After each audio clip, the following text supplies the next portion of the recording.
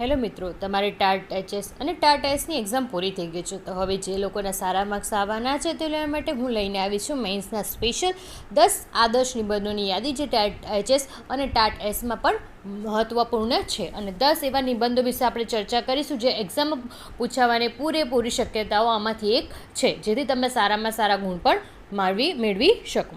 ચલો, નિબંધના પહેલાં નામ જોઈશું, એને નિબંધ કેવી રીતે લખવાનો, એની આગળ પ્રોસેસ શું કરશું, એ બધું આપણે આ વિડીયોમાં જોઈશું. પહેલું છે નિબંધ રાષ્ટ્રીય શિક્ષણ નીતિ, બીજું ડિજિટલ એજ્યુકેશન, ત્રીજું શિક્ષણમાં આર્ટિફિશિયલ ઇન્ટેલિજન્સ, ચોથું છે માતૃભાષામાં શિક્ષણનું મહત્ત્વ, પાંચમું છે શિક્ષણની ભૂમિકા, છઠ્ઠું છે સ્ત્રી શક્તિ અને સશક્તિકરણ, સાતમું છે પર્યાવરણ સંરક્ષણમાં વિદ્યાર્થીઓનો ફાળો એટલે ગ્લોબલ વોર્મિંગમાં, પછી છે આગળ રમતગમત અને શિક્ષણ, મૂલ્યનિષ્ઠ શિક્ષણ, અને આગળ છે વિકસિત ભારત 2047. આ મોસ્ટ ઇમ્પોર્ટન્ટ છે. એ આ એક્ઝામમાં તમારે આવશે જ, મને એવું લાગે છે ત્યાં સુધી 90% તમારી એક્ઝામમાં આવશે જ આ વસ્તુ. બરાબર, ચલો હવે આગળ આપણે જોઈએ. પહેલી વસ્તુ, આ 10,000ના અંદાજે તમારે નિબંધ લખવાનો શરૂઆત કરવાની. પહેલાં તમે સ્ટાર્ટિંગમાં શું કરશો, તો કે કોઈ બી તમને પંક્તિ આવડતી હોય, કોઈ બી કવિતા આવડતી હોય તો એવી પહેલાં લખવાની. કેમ લખશો કે જેથી વાંચીને તમારે જે પેપર ચેક કરવાવાળા જે બી ટીચર્સ બેઠા હશે કે જે બી હશે ક્વોલિફાઈ, તો એ લોકો તમારે જોઈને સમજશે કે તમે લોકોએ જે પણ નિબંધ લખ્યો છે કે હા, વ્યક્તિને આના વિશે પૂરેપૂરું નોલેજ છે. બીજો પોઈન્ટ, ઐતિહાસિક પૃષ્ઠભૂમિ, વિષયની શરૂઆત ક્યાંથી થઈ, કયો વિષય છે, કયો ટૉપિક છે, તો એની પ્રસ્તાવનામાં તમારે લખવાનું કે આ વસ્તુની આ રીતે શરૂઆત થઈ, આ વ્યક્તિએ આવું કીધું હતું. આગળ વાત કરીએ તો વર્તમાન સ્થિતિ, શું ચાલી રહ્યું છે, સરકારી યોજનાઓ ચાલી રહી છે તો એના વિશે 3-4 લાઈનો લખો. ડેટા શું છે તમારી પાસે એ 3-4 વસ્તુ લખો. એનું પૃષ્ઠભૂમિ વિશે તમને ખબર હોય કે ગયા 2 વર્ષમાં આ વસ્તુ થયું, આ ફ્યુચરમાં 2 વર્ષમાં આ થશે, તો એ વિશે બધી ડિટેલ્સ લખો. મુખ્ય પાસામાં લખો કે વિષયનું રાજ અથવા વિષયનું હૃદય શું છે, કે એમાં મેઇન ટૉપિક શું તમે કન્વિન્સ કરી શકો છો. જે બી લખશો એમાં તો કે મેઇન જે બધું આવશે એ તમારા નિબંધના સેન્ટરમાં તમારે લખવાનું રહેશે. તમારો આ 20 માર્ક્સનો પ્રશ્ન આવશે, પરંતુ તમારે નિબંધ એવું જરૂરી નથી કે બહુ નાનો લખો તો તમને માર્ક્સ મળશે. નિબંધ એવો લખો કે સામે જે એક્ઝામિનર ચેક કરવા બેસું છે ને તમને સારામાં સારા ગુણ આપી શકે. આગળ જોઈએ કે એની પડકારો અને મર્યાદા. તમે જે બી નિબંધ છે એને પડકારપૂર્વક બનાવવા માટે કે તમે કોઈ બી વસ્તુ છે ચેલેન્જ ફોર્મેટમાં તમે લખી શકો છો. એ વસ્તુ જોઈને પણ પેપર સેટર જે બી છે પેપર ચેક કરવાવાળો બેસ્યો છે એ પણ સારી રીતે પ્રભાવિત થશે. આગળ બીજા 2 પોઈન્ટ જોઈએ તો કે ભવિષ્યનું વિઝન, તમે ફ્યુચરમાં શું કરી શકો, તમે એમાં બદલાવ શું કરવા માંગો છો, તો એ વિશે પણ તમે લખી શકો છો. નિષ્કર્ષમાં કે આ વસ્તુથી શું જિંદગી સારી રીતે જીવી શકાય છે, કે શિક્ષણની યોજનાઓમાં શું ફર્ક લાવી શકાય છે, એ બધું તમે જે તમારા વિચારસરણીમાં છે એ બધી વસ્તુ તમે મુદ્દાઓ ઉમેરી શકો છો. ચલો આગળ હવે નિબંધો વિશે જાણવા કરીએ. પહેલો નિબંધ હતો રાષ્ટ્રીય શિક્ષણ નીતિ NEP 2020. તો એના પાયાનો બદલાવ અને ઉજ્જવળ ભવિષ્ય મેં તમને ખાલી હાઇલાઇટ કરવા માટે લખ્યું છે. પહેલો નિબંધ આવવાની શક્યતા છે. તો આકર્ષક પંક્તિઓ તમે શું ઉપયોગ કરી શકો છો, તો કે સા વિદ્યા યમિમુક્તિ, વિદ્યા એ જ છે જે મુક્તિ અપાવે છે.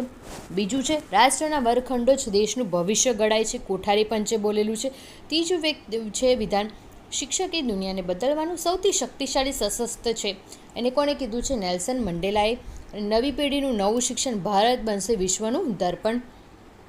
બરાબર, આ 4 જે છે બરાબર, એમાંથી તમે કોઈ પણ એક લખશો બહુ જ સારો પ્રભાવ મળશે. તમે એક પંક્તિ લખશો તો તમે સમજી લો તમારે 1 થી 2 ગુણ આ પંક્તિના કારણે આવી શકે છે. પંક્તિ એવી લખવી જે નિબંધના રિલેટેડ હોય, બીજી કોઈ પંક્તિ લખવી નહીં. ચલો આગળ જોઈએ. હવે પ્રસ્તાવનામાં આપણે શું લખી શકીએ, તો કે મેં નિબંધ બનાવ્યો છે એ પ્રમાણે તમને કરું. 34 વર્ષની લાંબી પ્રતીક્ષા બાદ 21મી સદીના ભારતની જરૂરિયાતોને અનુરૂપ ભારત સરકારે 29 જુલાઈ 2020ના રોજ નવી શિક્ષણ નીતિ જાહેર કરી હતી. આ શું થયું, એની પૃષ્ઠભૂમિ અથવા ઐતિહાસિક, જેનો ઇતિહાસ એ મેં લખ્યો. બરાબર, ઇસરોના પૂર્વ વૈજ્ઞાનિક ડૉક્ટર કે કસ્તુરીરંગનના માર્ગદર્શન હેઠળ તૈયાર થયેલી આ નીતિ ભારતના શિક્ષણ જગતમાં મેઘના કાંટા સરટા સમાન છે. આ નીતિનો મૂળ ઉદ્દેશ્ય ભારતીય શિક્ષણ વ્યવસ્થાને લવચિક, સર્વગ્રાહી અને રોજગારલક્ષી બનાવવાનો છે. પ્રસ્તાવના સિમ્પલ અને શોર્ટ જ લખવાની, બહુ વધારે પડતું ડિટેલમાં લખશો ને તો નહીં મજા આવે. બરાબર, એટલું લખો જેટલું જરૂરી છે, અને સારા અને શુદ્ધ લેખન જે તમે કહીએ છીએ આપણે ગુજરાતી ભાષામાં એવા અક્ષર લખશો તો પણ તમારા સારા માર્ક્સ આવી શકશે. ત્રીજું માળખાકીય પરિવર્તન, તો કે બધાને ખબર છે 5+3+3 4ની યોજનાઓ ચાલે છે. તો જૂના માળખાને 10+2 અને નવું માળખું આવી જશે, તો એના વિશે લખવાનું. ફાઉન્ડેશનમાં 5 વર્ષે શું કીધું છે? 5 વર્ષ એટલે નર્સરીથી ધોરણ 1 કે 2 સુધીનું હોય. અહીં ભાર વગરનું ભણતર અને રમત જ રમાય છે, એ બધું લખવાનું. આ કોમન ટોપિક છે, તમે 2 વાર વાંચશો ને આ નિબંધ લખેલો તમને યાદ રહી જશે. ચલો આગળ જોઈએ. પ્રિપેરેટરી 3 વર્ષ, 3 થી 5ને પાયાની સાક્ષરતા અને સંખ્યા જ્ઞાન પર ભાર મૂકે છે. મિડલ 3 વર્ષ એટલે 6 થી 8માં, જેમાં કોમ્પ્યુટર કોડિંગ, વોકેશનલ ટ્રેનિંગ અને ઇન્ટર્નશીપનો સમાવેશ થાય છે. 9 થી 12માં શું થશે? વિષયોની આઝાદી અને ક્રિટિકલ થિંકિંગ. તમે 10મું પાસ થઈ જાઓ પછી 10મામાં પણ તમને વિષય ચોઈસ મળે છે અને 11મામાં પણ તમને ચોઇસીસ મળે છે કે તમારે કઈ ફિલ્ડમાં શું લેવું શું નહીં. માતૃભાષા અને ભાષાકીય નાતિકી. હવે શું કહે છે કે વિજ્ઞાને સાબિત કર્યું કે તમે જે બી એક્સપેરિમેન્ટ કરશો કે કંઈ બી કરશો, એ વિદ્યાર્થીને મગજમાં એ વસ્તુ ભાર બહુ કરી જાય છે. તો એ વસ્તુને થોડા રિલેટેડ તમારે પોઈન્ટ લખવાના. બરાબર. આગળ જોઈએ. શિક્ષણ અને શિક્ષણ પદ્ધતિ વિશે લખવાનું. શિક્ષક એ જ રાષ્ટ્રનો ભાગ્ય વિધાતા છે. પછી એમાં તમે કઈ 4 વર્ષ સુધીનો બીએડ ઇન્ટિગ્રેટેડ બીએડ થવાનું છે, એની પણ માહિતી લખી શકો છો. ઇટ્સ ગુડ, એ તમારો પોઈન્ટ સારો થશે કે તમે ડેલી કરંટ અફેર વાંચો છો, એ આ પોઈન્ટ એ પણ રજૂ કરશે. બરાબર. હવે માત્ર માહિતી આપનાર નહીં પણ માર્ગદર્શક પણ બનશે. બરાબર. ટેકનોલોજી રિલેટેડ આપણે શું લખી શકીએ? તો કે પહેલું ABC, તો કે વિદ્યાર્થીનો અભ્યાસક્રમ કાર્ય અધૂરો ગણાય નહીં. Academic bank of credit. પછી મલ્ટિપલ એન્ટ્રી એક્ઝિટ, 1 વર્ષે સર્ટિફિકેટ અને 4 વર્ષે રિસર્ચની ડિગ્રી તમને મળી જશે બીએડની. MERU એટલે વૈશ્વ કક્ષાની મલ્ટી ડિસિપ્લિનિટી યુનિવર્સિટીની સ્થાપના થશે. બરાબર.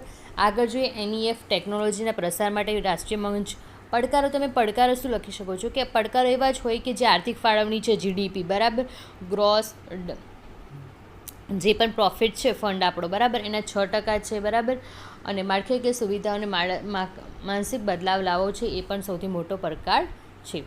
ઉપસંહાર કન્ક્લુઝન શું લખશો? કે વિકાસ જે 2047નો મજબૂત પાયો છે, આ નીતિ છે હશે તો જતા દિવસે પ્રાચીન જે ગૌરવ તક્ષશાલા નાલંદા વારસાને ફરીથી જીવંત કરી વિશ્વગુરુ બનાવવા તરફ માંડ્યા જવાશે. બરાબર. આ પતી ગયો પહેલો નિબંધ. બરાબર. હવે બીજો નિબંધ જોઈએ. તમે આ પેટર્નમાં લખી શકો છો, જરૂર નથી મેં જે નિબંધ લખ્યો છે તમે કોપી ટુ કોપી એક્ઝામમાં લખો. બરાબર.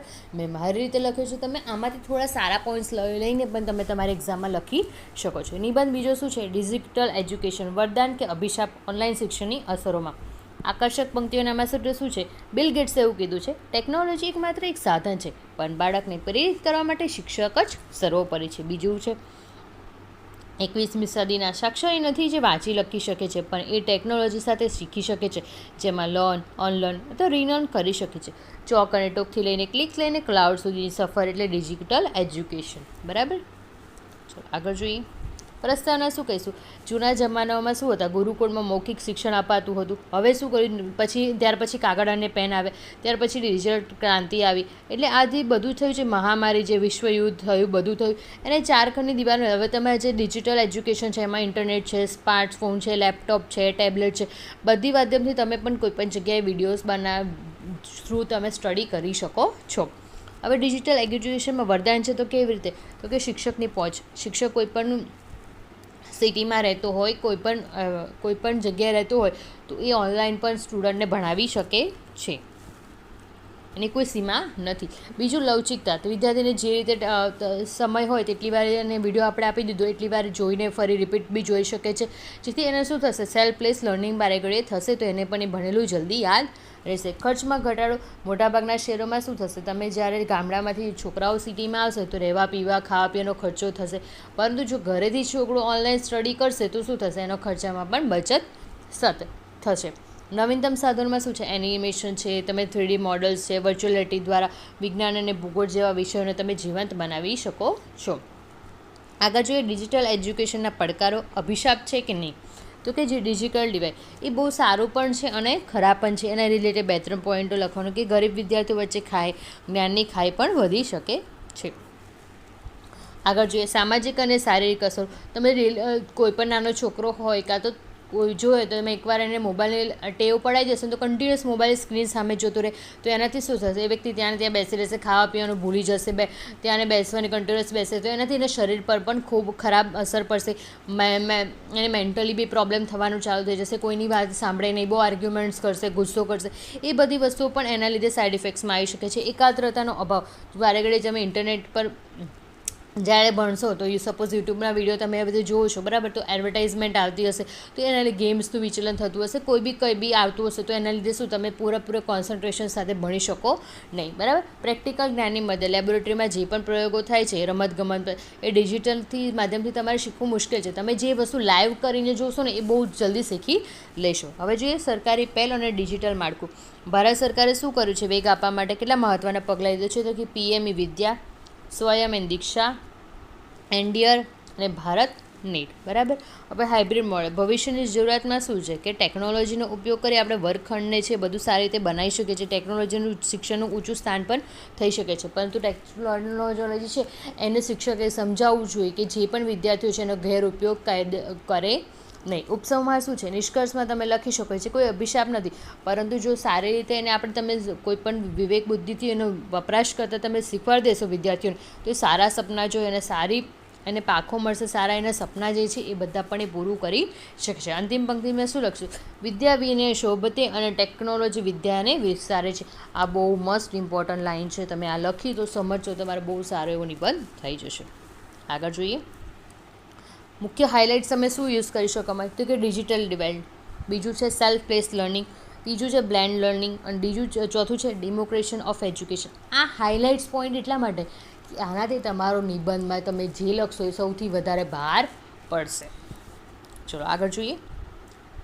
ત્રીજું, શિક્ષણમાં આર્ટિફિશિયલ ઇન્ટેલિજન્સ એટલે એઆઈ નવી પેઢીનું નવું સાધન, બરાબર. આકર્ષક પંક્તિઓમાં જોઈએ કોર્ટ્સમાં, એઆઈ શિક્ષકનું સ્થાન નહીં લે પણ જે શિક્ષકો એઆઈનો ઉપયોગ કરશે તેઓ અન્યનું સ્થાન લેશે. બીજું છે બુદ્ધિ એ અનુકૂલન કરવાની ક્ષમતા છે અને એઆઈ એ સંદર્ભમાં ક્ષમતાને અનંત બનાવે છે. કોને કીધું છે? સ્ટીવ હોકિન્સના સંદર્ભમાં. ચોકથી લઈને ચેટ જીપીટી સુધીની ક્રાંતિ એટલે શિક્ષણમાં એઆઈનો નવો ઉદય. આ પણ તમને યાદ રહી શકશે, તમે લખી શકો છો. ચલો આગળ જોઈશું. હવે પ્રસ્તાવના તો કે જૂની જમાનામાં આપણે ડેટા અને ટેકનોલોજી આપણી પાસે એટલું હતું નહીં, પરંતુ જેમ જેમ બધું વસ્તુ થયું છે, શોધ થતી જાય છે, તેમ આપણે હવે શું આર્ટિફિશિયલ ઇન્ટેલિજન્સ એટલે કૃત્રિમ બુદ્ધિવાળા જે મશીનો છે એ બધાનો ઉપયોગ કરતાં શીખી ગયા છે. આપણને કોઈ પણ સમસ્યા થાય તો આપણે ડાયરેક્ટ એઆઈ થ્રુ પૂછી શકીએ છીએ. એટલે શિક્ષકોને પણ કોઈ પણ ભણાવવામાં પ્રોબ્લેમ થતો હોય, વિદ્યાર્થીઓને કોઈ સમજવામાં કોઈ પ્રોબ્લેમ થતો હોય તો એ બધામાં પણ એઆઈની મદદ લે છે લોકો. ચલો, શિક્ષણમાં એઆઈનો મુખ્ય ઉપયોગ શું છે? વ્યક્તિગત શિક્ષક, દરેક બાળકની શીખવાની ગતિ અલગ અલગ હોય છે. એઆઈ શું કરે છે? જે વ્યક્તિની જે રીતની ભણવાની કેપેસિટી છે ને એ રીતનું એ શિક્ષક સામગ્રી તૈયાર કરીને આપે છે. 24/7 શૈક્ષણિક સહાય આપે છે. તમને ક્યારેય બી જરૂર પડે તમે એને પૂછશો ક્વેશ્ચન્સ તો તમને તરત જ ઓન ધ સ્પોટ આન્સર આપી દેશે. વહીવટી કાર્યમાં સરળતા, તમારે સપોઝ કે તમે એક ચાર્ટ બનાવી દો, હાજરી પૂરવી છે, પેપર ચેક કરવા, ટાઈમ ટેબલ, કંઈ બી વધારે તમે ઇઝી કામ કરાવવું હોય તો તમે એઆઈ પાસે ઇઝીલી કરાવી શકો છો. ભાષાકીય અવરોધ દૂર કરા, સપોઝ કે તમે કોઈ પણ જોઈએ તો કોઈ ઇંગ્લિશ, સપોઝ આપણે ઇંગ્લિશ લેંગ્વેજ લઈએ, ઇંગ્લિશ લેંગ્વેજમાં તમે અત્યારે કાચા છો અને તમારે ઇંગ્લિશનું ગુજરાતીમાં ટ્રાન્સલેટ કરવું છે તો તમે ઇંગ્લિશવાળું જે બી વર્ડ છે, જે બી પેરેગ્રાફ હશે એને તમે ત્યાં કોપી કરીને મૂક્યો તો તેનું તમને ગુજરાતીમાં પણ ભાષાંતર કરેલું મળી જાય છે.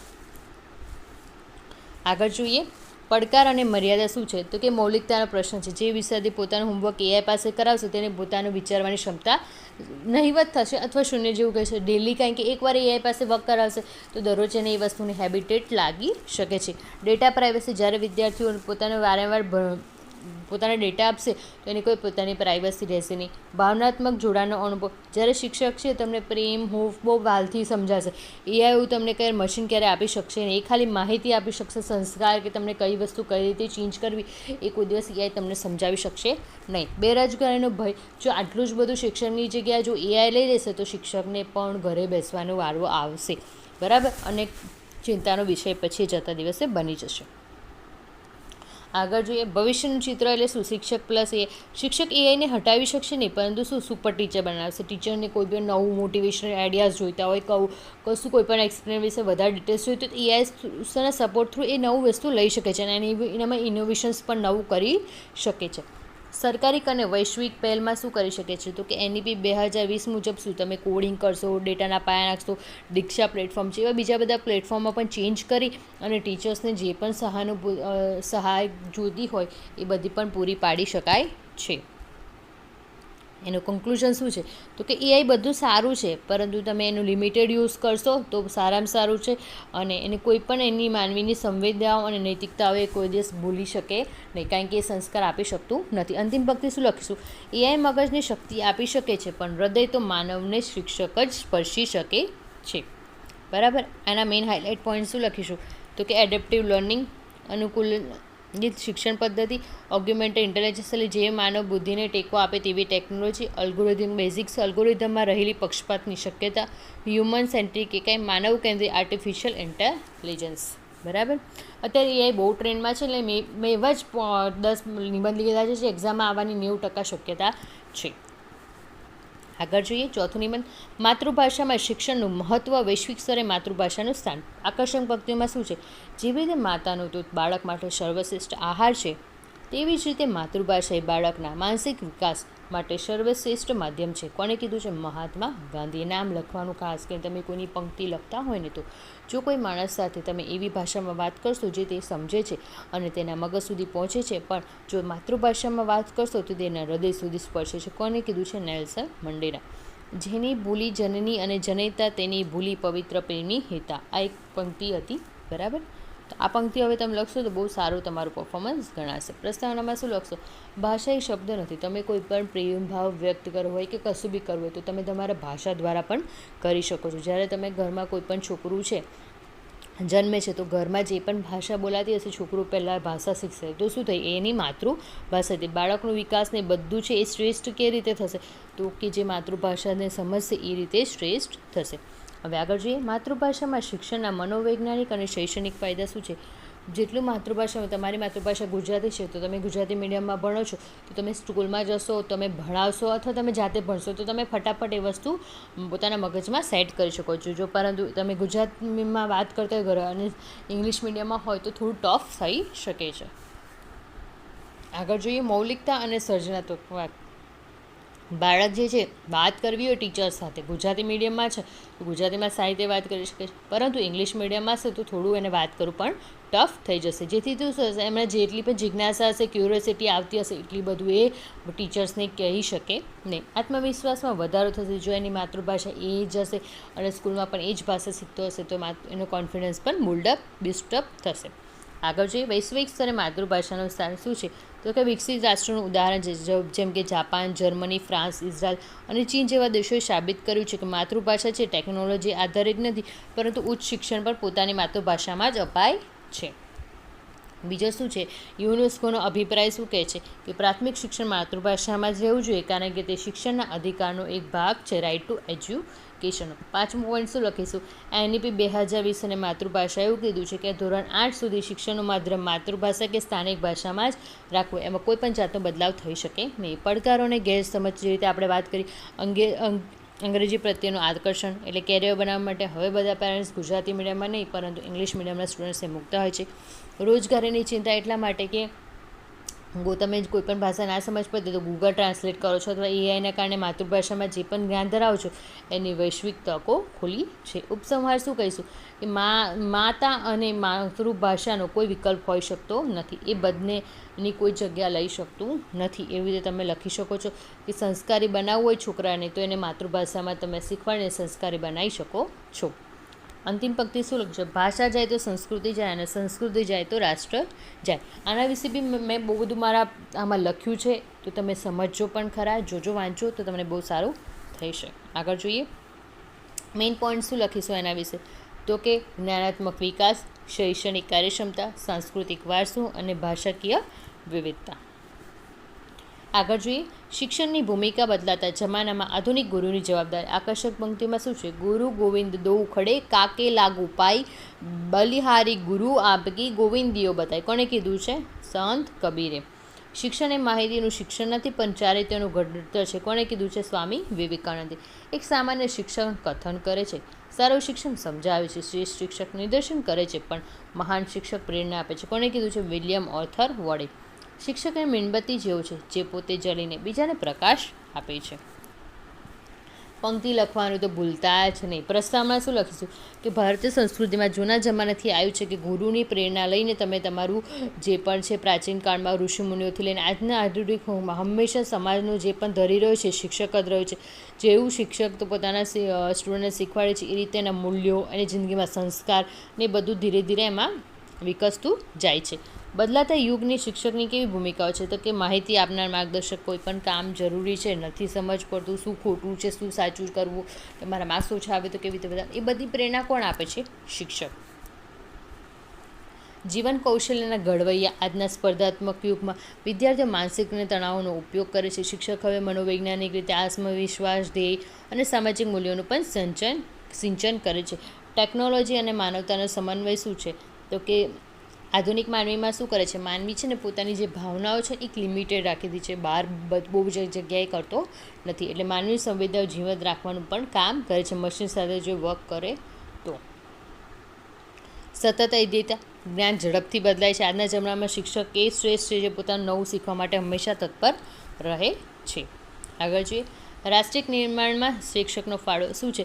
તમે એન્જિનિયર બન્યા કે ડૉક્ટર બન્યા કે કંઈ બી બન્યા, એક શિક્ષક જ હશે તો તમને પ્રેરણા આપી હશે તો જ તમે આગળ વધી શક્યા હશો. પડકારો અને આધુનિક શિક્ષણ વ્યવસ્થા શું છે તો કે જે પણ છે શિક્ષણની ગુણવત્તા જાળવી રાખવા માટે બહુ બધી અલગ અલગ પોલિસીઝ આવે છે. ઓનલાઈન એજ્યુકેશન તમે લો છો, એમાં કોન્સન્ટ્રેશન રાખવું, એ બધી વસ્તુઓ લખવાની છે. આદર્શ શિક્ષકની લાક્ષણિકતા શું હોય તો કે વિદ્યાર્થીના મગજને સમજે, વિદ્યાર્થીની ભાવનાઓને સમજે અને એની સાથે સાથે એ પછી એને સમજાવે કે તારે કઈ જગ્યાએ શું કરવું જોઈએ, શું નહીં. તે બધી શું થશે? આદર્શ શિક્ષકની લાક્ષણિકતા. ઉત્કર્ષ ઉપસંહારમાં શું કહી શકીએ કે રોબોટ શિક્ષકનું સ્થાન કોઈ દિવસ રોબોટ કે એઆઈ લઈ શકશે નહીં. શિક્ષક જે પણ પ્રેમ, લાગણી, ભાવથી તમને શીખવાડશે એવું બીજી જગ્યાએ કોઈ તમને એઆઈ કોઈ પણ શીખવાડશે નહીં. બરાબર, આગળ જોઈએ. હવે અંતિમ પંક્તિ. જે શિક્ષક છે તે જ સાચો દીવાદાંડી છે ને અંધારમય ભવિષ્યને પ્રકાશિત કરે છે. શું કહે છે? સુવિધાત માત્ર ભણાવનાર નહીં પણ શિક્ષણને પ્રેરણા આપનાર છે. મૂલ્યનિષ્ઠ શિક્ષક. સહાનુભૂતિ વિદ્યાર્થીને કેવી રીતે આવે છે? સર્વાંગી વિકાસ વિશે. ચલો હવે જોઈએ આગળ છઠ્ઠો ટોપિક. સ્ત્રી શિક્ષણ સશક્તિકરણમાં બેટી બચાવો બેટી પઢાઓ. જો તમે છોકરાઓને ભણાવો છો, તમે એક વ્યક્તિને ભણાવો છો, પણ જો એક છોકરીને ભણાવો તો આખા પરિવારને ભણાવો છો. કોને કીધું છે? બિહામ યંગે. નારી તું નારાયણી અને યત્ર નાત્રીસુ પૂજ્યંતે રમ્યતે તત્ર દેવતા. એક શ્લોકનું માંથી લીધેલું છે કે નારી તું નારાયણી છે. શિક્ષક શ્રી એ જ સશક્તનો પાયો છે.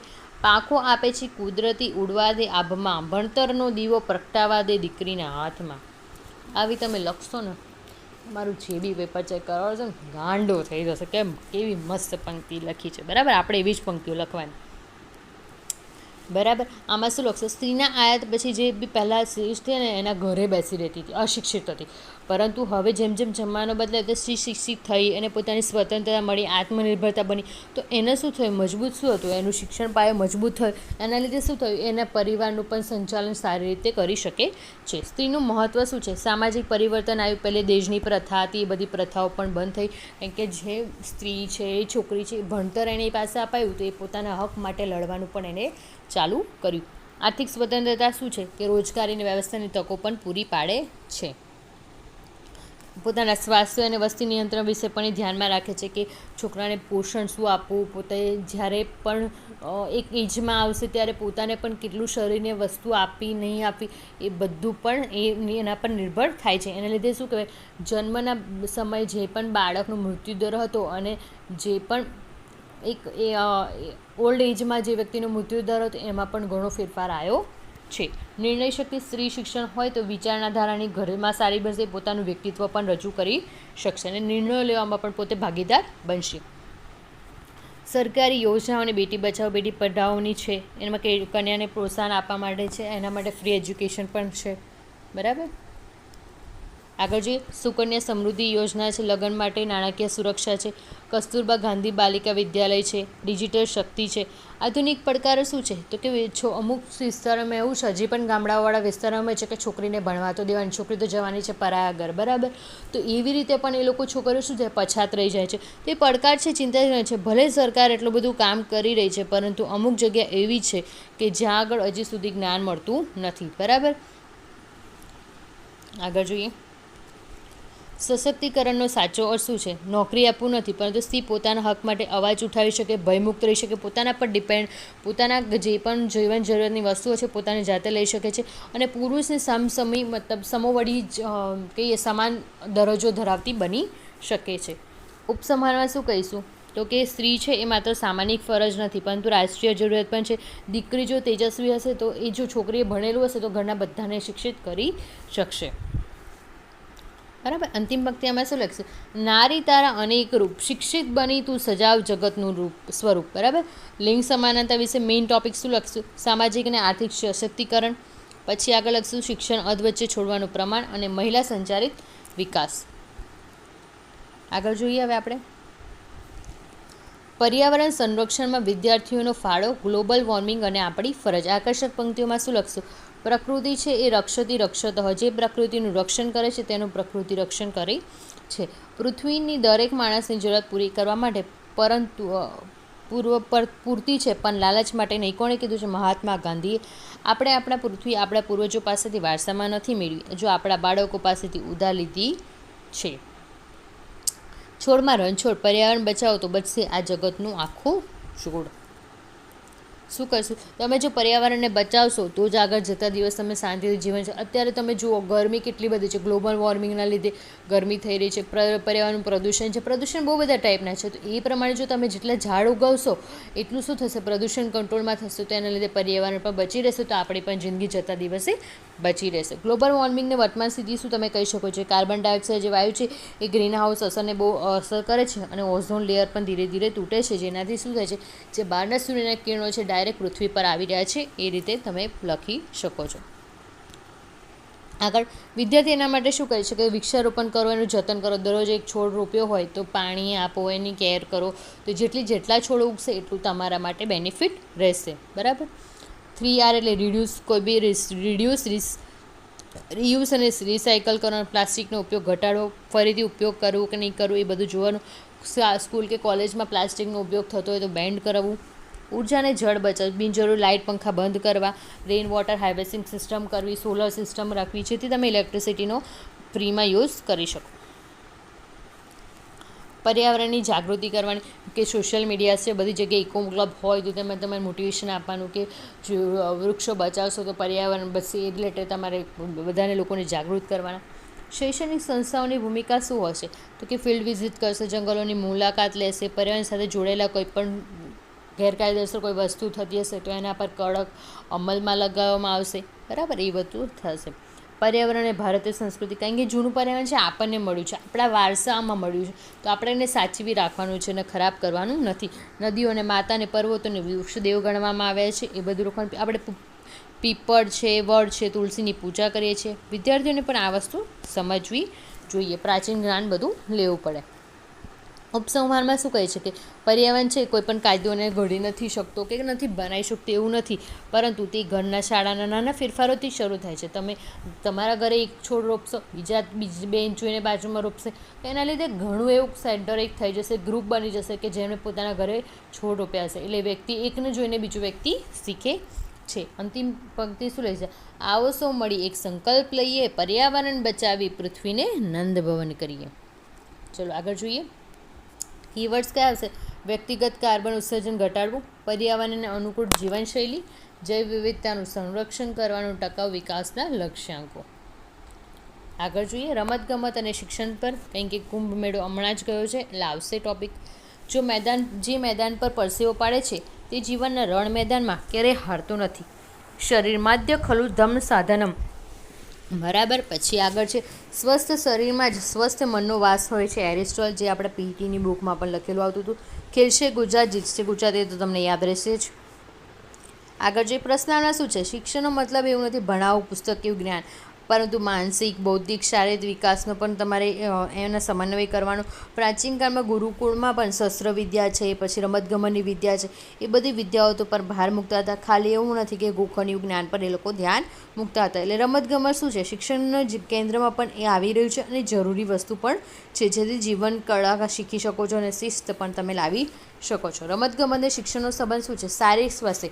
તમે જેટલું રમતગમતથી તમારું શરીર સુદૃઢ બનશે, રોગમુક્ત બનશે, એટલું વિદ્યાર્થી શું છે, શારીરિક અને માનસિક રીતે સ્વસ્થ રહેશે. માનસિક મજબૂરી. જે લોકો રમતગમતમાં હાર અને જીતને સમાન ભાવે સ્વીકારે છે, તો આજના સમયમાં વિદ્યાર્થીઓ કોઈ દિવસ નાની નાની વસ્તુઓથી હતાશ થઈ જાય, બીજા બધા ખોટા પગલાં ભરે તો એવું ભગલે ભરે નહીં. બરાબર. શિસ્ત અને ટીમવર્ક. તમે જ્યારે પણ પીટીઓના લેક્ચર્સ હોય, બરાબર, છોકરાઓ રમતા હોય ને, તો એમાં એક શિસ્તતા હોય છે કે એક પછી એકની વારી આવશે. એટલે ટીમ લીડર હશે તો એકબીજા પછી એકની વારી આવશે. તો એના લીધે છોકરાઓ શું છે, પોતાની જિંદગીમાં શિસ્ત પણ શીખે છે. બરાબર. પછી આગળ વાત કરીએ, ગુજરાત સરકારની પહેલ શું છે? ખેલ મહાકુંભ. આ વસ્તુમાં લોકોને ગામડા છેવાડાથી લઈને પ્રતિભાઓ બહુ જુદા જુદા જગ્યાએથી નવા યુવાનો, યુવતીઓ બધા પોતામાં ભાગ લેવામાં આવે છે અને સ્પોર્ટ્સ ડેની પણ ઉજવણી કરવામાં આવે છે. પછી શું લઈશું આપણે? રમતગમતમાં કારકિર્દીનો નવો માર્ગ. પઢોગે લિખોગે તો બનોગે નવાબ, ખેલોગે કૂદોગે તો હોગે ખરાબ. પરંતુ આ જ ધારણા બદલાય છે. હવે જોઈએ તો કોઈ પણ ક્રિકેટ આજકાલ બધાનો ફેવરેટ છે, તો એમાં પણ બહુ બધા સારા એવા વિદ્યાર્થીઓ છે જે જવા માંગતા હોય, એમને ક્રિકેટમાં ઇન્ટરેસ્ટ. તો એ પણ એક સારું એવું એક ફિલ્ડ બની રહ્યું છે. કારણ કે હવે જો વાત કરીએ તો નીરજ ચોપડા છે, પીવી સિંધુ છે, હરમિતપ્રીત કૌર જેવા ખેલાડીઓ પણ શું આજના યુવકો માટે પ્રેરણા સ્ત્રોત છે. પડકારો અને જાગૃતિ. બરાબર. વિદ્યાર્થીઓને ઓનલાઈન મોબાઈલ ગેમ્સ છોડીને મેદાન પર જઈને પરસેવો પાડવાની જરૂર નથી. શારીરિક અને માનસિકની ભૂમિકાઓ ભજવીને પણ તમે છોકરાઓને એજ્યુકેશન અથવા એના વિશેનું જ્ઞાન આપી શકો છો. ઉપસંહારમાં શું કહીશું કે રમતગમત એ શિક્ષણનો એક સિક્કાની બે બાજુ હોય છે. તમે એક બાજુ ભણો છો તો બીજી બાજુ પણ તમારે ફિઝિકલ જે પણ એક્સરસાઇઝ છે કે રમત રમવું એ પણ બહુ જરૂરી છે.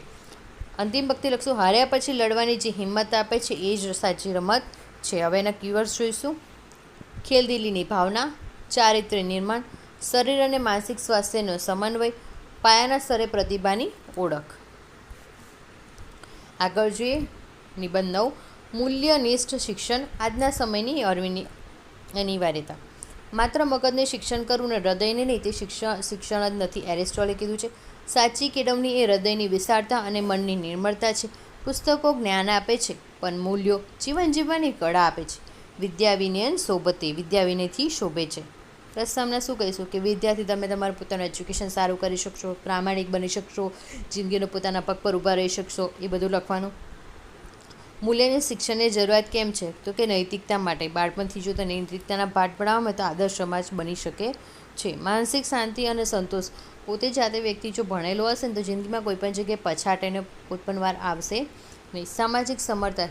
વિદ્યાર્થી જે ભેદભાવ રહી સમાજમાં શીખે છે, એ કાસ્ટનું કે એવું કોઈ ફર્ક નથી. ભણવા જતા હોય તો બધી કાસ્ટના તે વ્યક્તિઓ આવતા છે. એ શું એજ્યુકેશન જે સારું બન્યું છે એના લીધે જ આ ફર્ક પડ્યો છે. મૂલ્યનિષ્ઠાના મુખ્ય સિદ્ધાંતો શું છે? પ્રામાણિકતા અને નિષ્ઠા, સંવેદનશીલતા, શિસ્ત અને ધ્યેય. પર્યાવરણ અને રાષ્ટ્રપ્રેમ. શિક્ષકની સંસ્થાઓ અને શિક્ષકની ભૂમિકા વિશે વાત કરવાની કે શિક્ષક શું છે? રોલ મોડલ, આદર્શ તરીકે કામ કરે. જો શિક્ષક ખરાબ રીતે વર્તન કરશે એના વિદ્યાર્થીઓ પર, તો વિદ્યાર્થીનું વર્તન પણ એવું થશે. એટલે શિક્ષકે પોતે એક મૂલ્યનિષ્ઠવાન વ્યક્તિ તરીકે વર્તવું જોઈએ, જેથી વિદ્યાર્થીઓ પર એની કોઈ ખરાબ અસર પડે નહીં. NEP 2020ના શું હતા મૂલ્યો એ પણ લખવાનું એની પર. ઉપસંહાર શું લખશો કે શિક્ષક છે રાક્ષસ કરતાં અશિક્ષિત સજ્જન વધુ સારો છે. એટલે શિક્ષક જો ભણેલો નહીં હોય તો એના કરતાં જો સાદો માણસ ઘરે રહેતો હોય તો એ વધારે સારું છે, કારણ કે એ સાચી સલાહ પણ આપણને આપી શકે છે. બરાબર. આગળ વાત કરીએ. શિક્ષક એ જ છે જે માણસના મગજને તેજ કરે છે અને તેના હૃદયને શુદ્ધ કરે છે. હવે કી પોઈન્ટ્સ જોઈ લઈએ આપણે. નૈતિક બુદ્ધિપ્રતિમા, ચારિત્ર્ય નિર્માણનું શિક્ષણ, સહાનુભૂતિ અને કરુણા, વૈશ્વિક મૂલ્યો. આગળ વાત કરીએ. 10મું વિકસિત ભારત 2047. ભારતના વિકાસમાં શિક્ષણનું યોગદાન. રાષ્ટ્ર પ્રથમ હંમેશા પ્રથમ. આઝાદીના અમૃતકાળથી શતાબ્દી સુધીની મંજિલ એટલે 2047. નરેન્દ્ર મોદીએ કીધું છે. સ્વપ્ન એ નથી જો તમે ઊંઘમાં જુઓ છો, સ્વપ્ન એ છે કે તમને ઊંઘવા નથી દેતું. કોણે કીધું? ડૉક્ટર APJ અબ્દુલ કલામે. બદલતા ભારતની આ છે શાન, વિકસિત ભારત 2047 આપનું અભિમાન. પ્રસ્તાવનામાં લખવાનું ઇતિહાસ કે આપણો ભારતમાં શું છે 15 ઓગસ્ટ 1947 ભારત આઝાદ થયું હતું. અનેક પડકારોએ આપણે બહુ યુદ્ધો રમ્યા પણ છેવટે આપણને હાસિલ થઈ આઝાદી. 75 વર્ષ પૂરું થયું, અમૃતકાળમાં આપણે પ્રવેશ કર્યા છે. આપણું લક્ષ્ય શું છે હવે એ લખવાનું. 100મા વર્ષે એક વિકસિત રાષ્ટ્ર બનાવવાનું વિકાસ છે એ લખવાનું. પછી શું છે મહત્ત્વના મૂળ સમૃદ્ધ શું છે, ગરીબ લોકો છે એને ગરીબમાંથી ભારતને મુક્ત કરવાનું છે જ્ઞાનમાં. એટલે યુવાને સશક્તિકરણ કરવું, એ એટલે ખેડૂતોની સમૃદ્ધિ, અને એન એટલે નારી શક્તિ, મહિલાઓનું નેતૃત્વ કરવું. શિક્ષણમાં યોગદાન શું થશે, કૌશલ્ય વિકાસ વધશે, કે જે પણ ડિગ્રીઓ યુવાનો જ નથી તો એમનામાં કોઈ કૌશલ્ય હશે તો પણ એમને સ્કિલ્સ હશે તો પણ એ મેક ઇન ઇન્ડિયા, સ્ટાર્ટઅપ ઇન્ડિયાના વેગ માટે ટેકનોલોજી પણ શિક્ષણ અનિવાર્ય થશે, અને એ લોકો પણ કૌશલ્ય હશે તો એમને પણ સારી જોબ મળી શકશે. સંશોધન અને નવીનતા, નવી વસ્તુઓને પ્રોત્સાહન આપી ઇનોવેશન ઇન્ડેક્સમાં પણ આપણે આગળ વધારી શકીએ છીએ. વૈશ્વિક જ્ઞાન મહાસદ્દામાં પણ મદદરૂપ થઈ શકાય છે. આગળ જોઈએ, આર્થિક અને સામાજિક વિઝનમાં શું છે તો કે $30 સુધી $35 ટ્રિલિયન સુધી પહોંચવાનું આપણું લક્ષ્ય છે, જેમાં ગ્રીન એનર્જી, ડિજિટલ ઇન્ફ્રાસ્ટ્રક્ચર બધાનો સમાવેશ થયો છે. યુવાધનની જવાબદારી શું છે તો કે ડેમોગ્રાફિક ડિવિડન્ડ, વસ્તી વિષયક લાભ છે એના માટે સૌથી મોટી શક્તિ છે. વિદ્યાર્થીઓ માત્ર નોકરી શોધનાર નહીં પરંતુ નોકરી આપનાર પણ બનવું પડશે, જેમને પોતાની ફરજોનું પણ પાલન કરવું પડશે. તો આ સ્વપ્ન સાકાર થશે 2047 સુધીમાં. ઉપસંહાર શું કહીશું, નિષ્કર્ષમાં કહી શકાય કે વિકસિત ભારત 2047 એ માત્ર સરકારી લક્ષ્ય નથી પરંતુ 140 કરોડ ભારતીય સંઘનો સંકલ્પ છે. બરાબર. નયા ભારત નઈ ઉડાન, વિશ્વગુરુ બનશે હિન્દુસ્તાન. ચલો મેઇન પોઈન્ટ્સ આના જોઈ લઈએ. આઝાદી 75થી 100 વર્ષનો સમયગાળો, 2047માં વિકસિત ભારતનું વિઝન, યુવા વસ્તીનો લાભ અને આત્મનિર્ભર ભારત. બરાબર. જો મારો વિડીયો ગમ્યો હોય તો પ્લીઝ લાઇક, શેર, સબસ્ક્રાઈબ કરવાનું ભૂલતા નહીં. આની PDF હું મારી ટેલિગ્રામ ચેનલ ધ એક્ઝામ ઓરેકલમાં મૂકી દઈશ. અને મારી તમને ખાસ એક વિનંતી છે, જે લોકો વડોદરામાં રહેતા હોય ને મને એ લોકો કોમેન્ટમાં જણાવજો. Okay, all the best for your exams. અને કોઈ નવા ટૉપિક પર પણ મને વિડીયો જોઈતો હોય તો મને તમે જણાવજો.